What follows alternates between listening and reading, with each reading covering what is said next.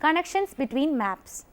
In theory, linkage, chromosomal and physical maps should all provide the same information on chromosomal assignment and the order of loci. However, the relative distances that are measured within each map can be quite different.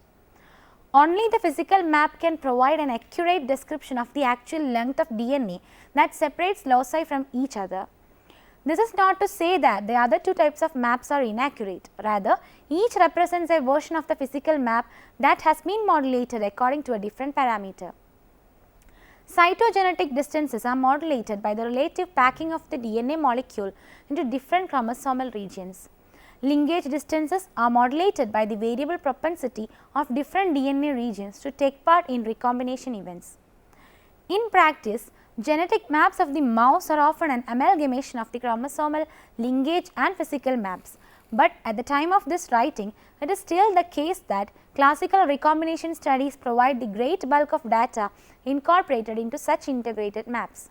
Thus, the primary metric used to chart interlocus distances has been the centimorgan.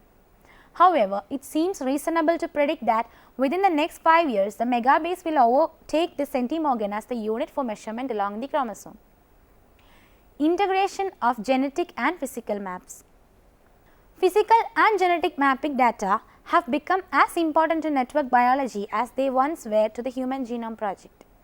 Integrating physical and genetic networks currently faces several challenges: increasing the coverage of each type of network, establishing methods to assemble individual interaction measurements into contiguous pathway models, and annotating these pathways with detailed functional information.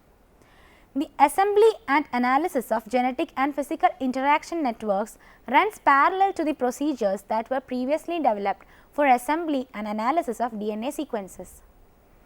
Markers are listed in the center column with genetic distances given on the left in centimorgans and physical distances given on the right in centirays.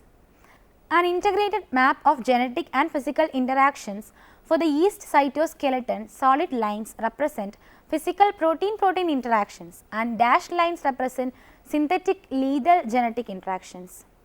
The physical network defines three complexes: pre-folding, dynactin and the kinetochore, whereas the genetic network defines functional dependencies between pre-folding and dynactin or the kinetochore respectively. Genetic maps provide the outline and physical maps provide the details.